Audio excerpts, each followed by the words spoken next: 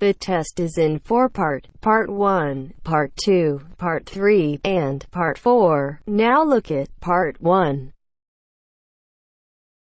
Part 1.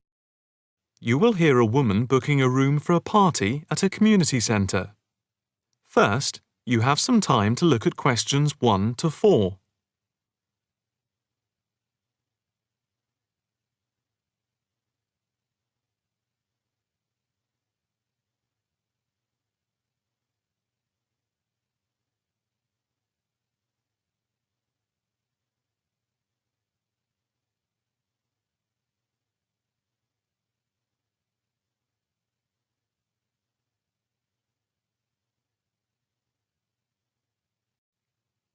Now, the test will begin. You should answer the questions as you listen, because you will not hear the recording a second time. Listen carefully and answer questions 1 to 4. Hi, good morning. My name's Pete. How can I help you? Hi, my name's Maria Lincoln. I understand you hire out rooms in the community centre as venues for parties? Yes, we do. We've various sized accommodation. It depends on what you're looking for, really. We're looking to hold a party, a children's birthday party, and we need a room that will hold about 70 people, with space for a small disco area, games, dancing, and food. Well, we have a large room, and it would certainly hold at least 100 people comfortably. It's used a lot for parties and things like that. That sounds as if it might be suitable. I've tried various venues, and they're either booked up or they don't hold enough people. Can you tell me when you were thinking of holding the party? I know it's short notice, but we wanted to hold it Saturday week. That's September 15th. Let's have a look. Yes, you're in luck. The Mandela suite is free then. I'll just write that down. Mandela.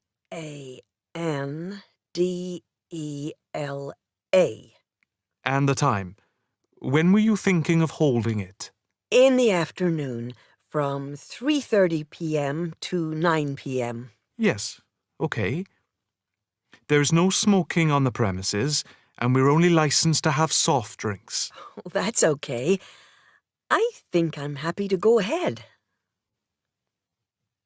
Before you hear the rest of the conversation, you have some time to look at questions 5 to 10.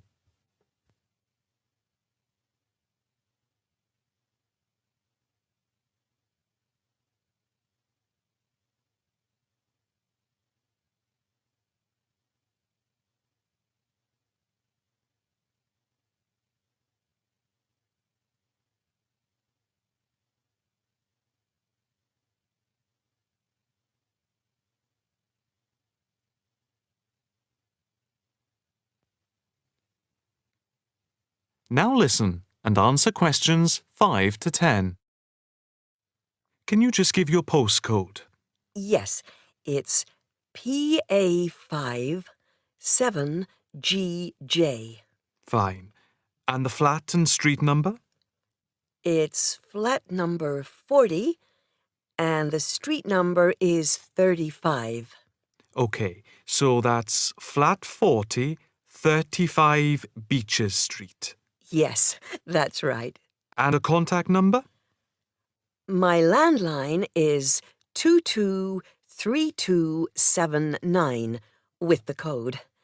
But I'll give you my mobile number, which is 07897 293381. Okay, 293381. Can you tell me how much it will cost? It's quite reasonable, actually. It's £115 for the hire of the room, with tables and chairs. But if you want to hire disco equipment, we've got a basic system with speakers and other equipment for £25. But there is no technician around in case anything goes wrong. And of course, it's optional. That would save us carting something from home, but maybe we should bring a spare sound system just in case. We've never had any problem with the system, but you might not want to take any chances. What about catering? Well, we had thought of getting everyone bringing something. We have someone who can do catering for £9 a head, including the cake if required. That's handy, but it's a lot as we have a fairly tight budget.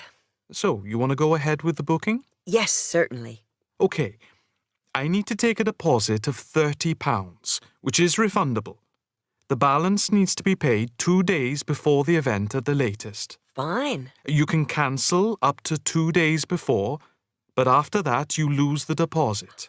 We don't intend to cancel, but is there any insurance we can take out? Yes, there's a form here somewhere.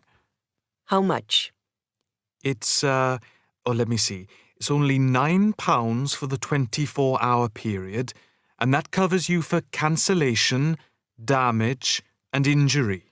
Well, at least we'd better have a look at it. How would you like to pay the deposit? Cash. I'll just give you a receipt. There you are. 10, 20, 30. £30. Maria Lincoln. Thank you very much. I'm really glad I found somewhere. We have been trying to book a place for the past 2 weeks, so thank you again, and bye for now.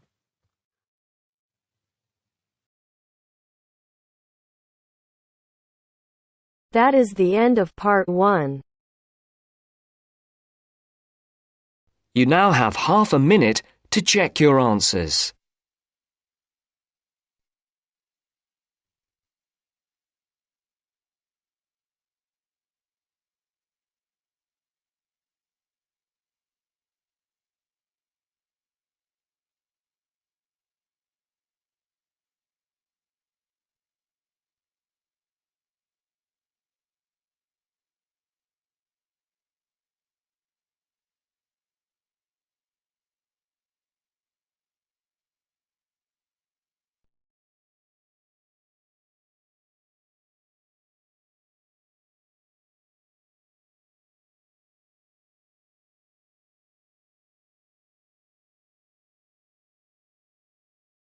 Turns to part 2. Part 2. You will hear a talk by a counsellor on plans for the development of an old industrial site. First, you have some time to look at questions 11 to 13.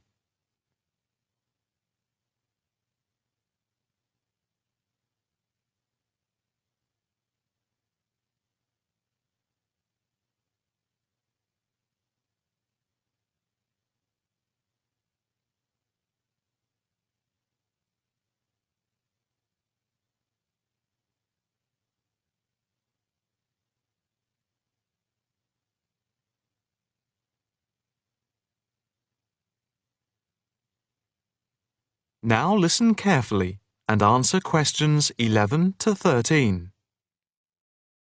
Good afternoon, ladies and gentlemen. My name is Councillor Norma Boyd, and welcome to this exhibition about the development of the old paper mill factory and gasworks site, which has been lying unused for more than a decade. There has been pressure on the council to use the land to build a training centre and a small business park. However, we have been encouraged by local people to create an open area for the benefit of the community, providing much-needed space for recreation. And I now have pleasure in announcing that the plans for the creation of a park, to be called Park Royal, and for flats, have now been approved. I'm also pleased to announce that we have secured sponsorship from local organisations. More detailed plans of the developments are available from the council website, details of which are in your pack. In the meantime, I'd just like to take you through the plan here on the screen. Before you hear the rest of the talk, you have some time to look at questions 14 to 20.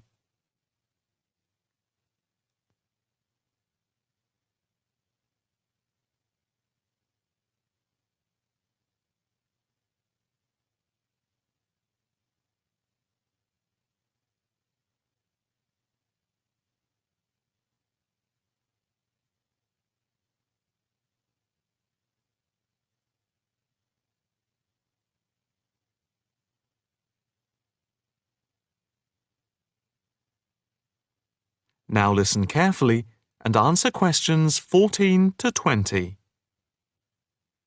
If we start here at the bottom, you can see Parkside Street, where the main entrance to the park is.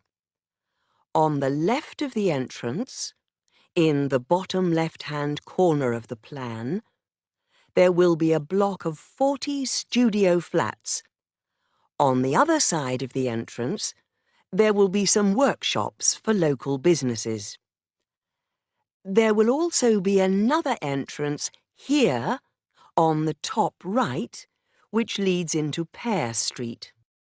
Here, in the centre of the park, we will have an ornamental lake with paths radiating north, south, east and west to the different areas of the park. In the top right-hand corner, just by the Pear Street entrance, there will be a large sports area with 2 football pitches and 4 tennis and volleyball courts. Just here, beside the pitches, on the same side of the path, will be an outdoor swimming pool. Now, in the top left-hand corner, a walled flower garden is planned with a rockery and a water feature with walkways, seats, and lots of shady areas for the summer. Next to this, a sculpture garden is also planned. Now, let's see. Just here, below the walled garden, there will be a grassy amphitheatre with a permanent covered stage for open-air concerts. We hope that local schools and colleges will use this theatre to showcase student work. In the bottom left-hand corner of the plan, you can see that above the block of flats, there will be a play area for children, and directly to the right of this, just near the main entrance, there will be a wild area. More trees will be planted here, and in the middle will be built an educational centre for use by local schools to encourage children to take care of the wildlife and look after the trees and plants. And finally, in the bottom right-hand corner of the park will be a cafe, opening on to Pear Street. And now for questions.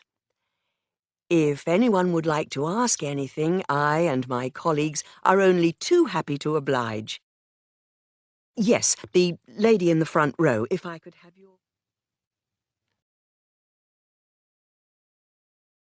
That is the end of part 2. You now have half a minute to check your answers.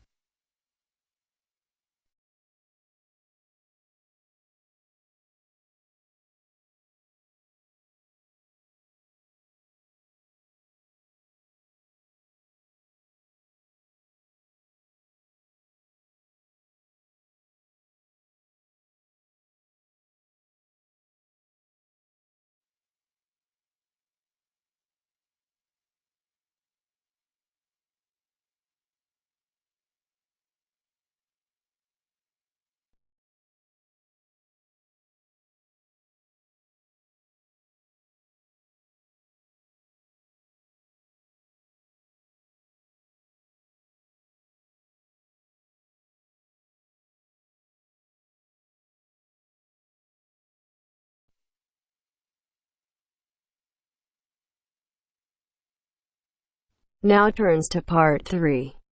Part 3. You will hear an extract from a talk about the congestion charging scheme. First, you have some time to look at questions 21 to 25.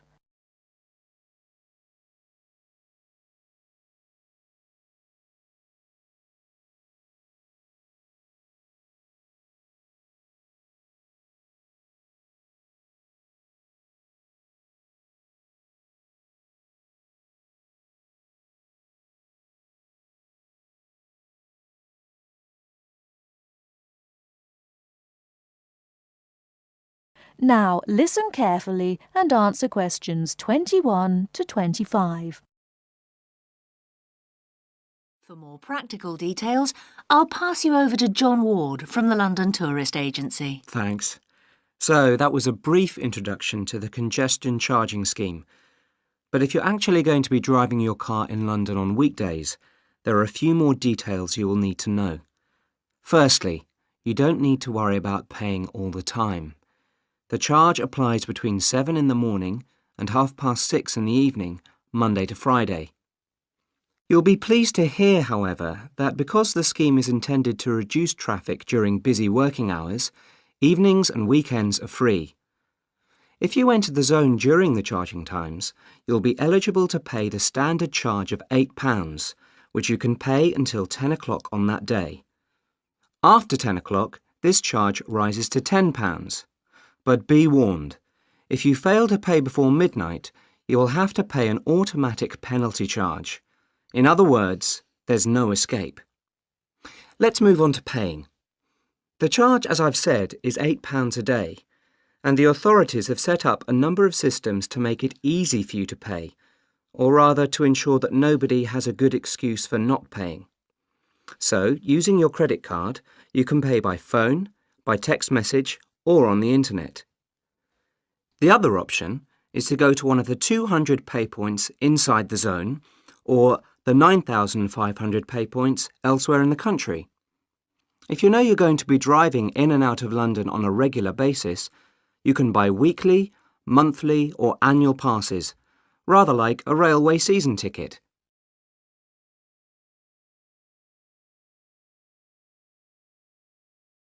Before you hear the rest of the talk, you have some time to look at questions 26 to 30.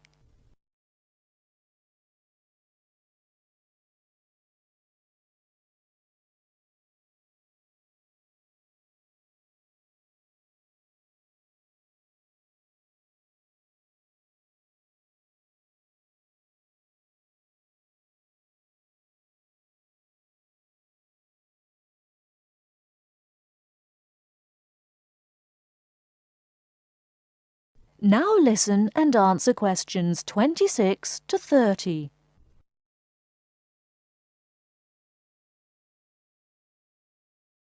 OK, on to the area itself.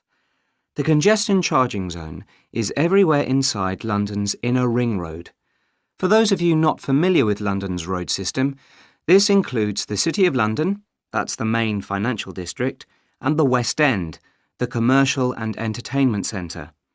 If you're still not sure, there are very clear signs on all roads which indicate when you are entering the area. These are round and have a white letter C on a red background.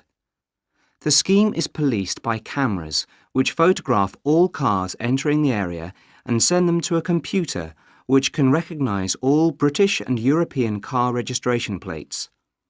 If you pay the £8 charge, you'll find London a little easier to drive round than it was before the charge was introduced.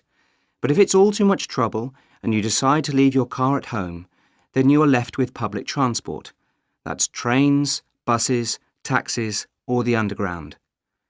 Some of the money from the congestion charging scheme is being used to upgrade public transport, so you should see improvements there.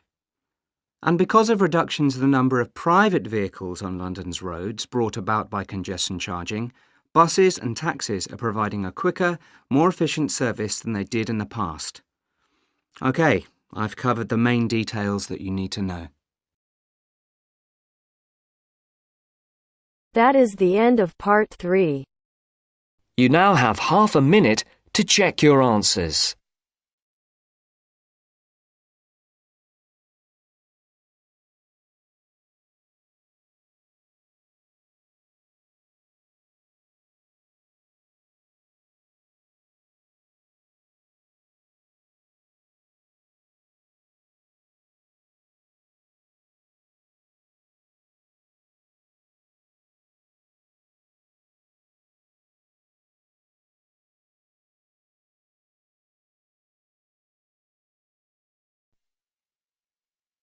Now turns to Part 4.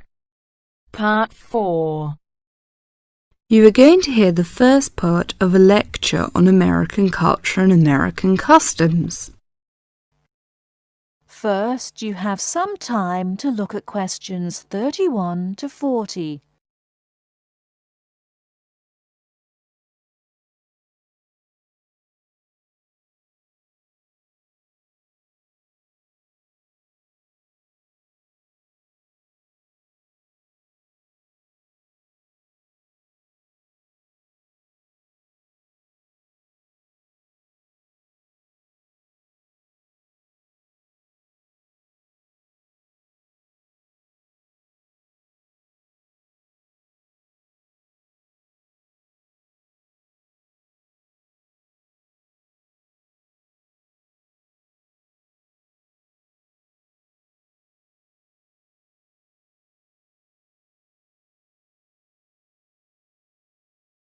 Now listen carefully and answer questions 31 to 40.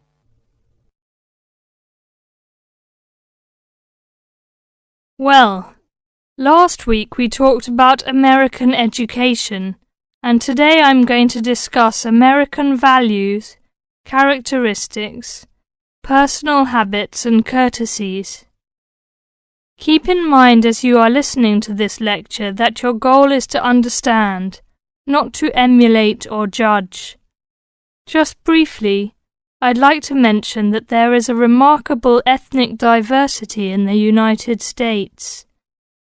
The population of the USA is about 260 million. 73% of the American population is white, 12% is African American, 8% Hispanic, 3% Asian or Pacific Islanders, and less than 1% American Indian or Eskimo.